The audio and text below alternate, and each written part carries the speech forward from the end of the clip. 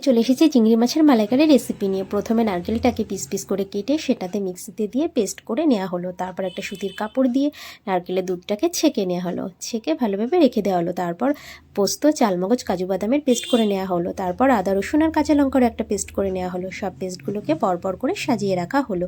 এবার চিংড়ি মাছকে ভালোভাবে ধুয়ে তার উপরে নুন, হলুদ আর একটু কাশ্মীরি লঙ্কার গুঁড়ো দিয়ে তারপর ভালোভাবে মেখে চপস্টিক দিয়ে রেডি করে নেওয়া হলো। চপস্টিক দেওয়ার কারণে মাছগুলো ভালোভাবে সোজা থাকবে।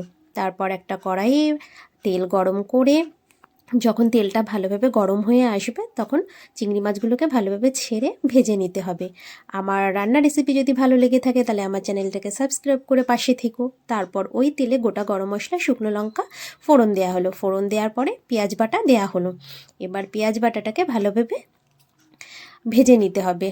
ভালোভাবে কষিয়ে নেওয়ার পরে যখন তেল বেরোবে তখন তার মধ্যে ওই আদা, কাঁচা লঙ্কা, রসুন বাটা দিয়ে দিতে হবে। তারপর সবগুলোকে ভালোভাবে মিশিয়ে নিতে হবে।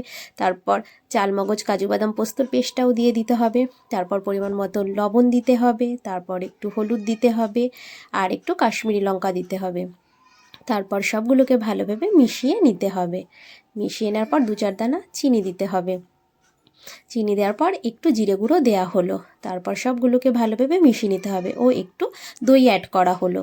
অ্যাড করার পরে সবগুলো যখন ভালোভাবে মিশে যাবে এবং তেল বেরোবে সেই মশলাটা থেকে, তখন নারকেলের দুধটা দিয়ে দেওয়া হলো।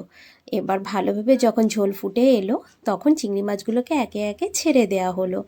এবার একটা খুন্তির সাহায্যে মাছগুলোকে উল্টে পাল্টে ভালোভাবে নেওয়া হলো যাতে ঝোলটা পুরো মাছের গায়ে লেগে থাকে। তারপর বাটিতে কিছুটা পরিমাণ নারকেলের দুধ ছিল সেটাও অ্যাড করে হলো।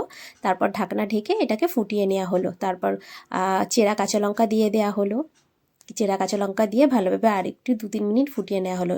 সবশেষে গরম মশলা আর ঘি দেওয়া হলো। এবার রেডি হলো আমার মালাইকারি। কেমন হয়েছে জানিও।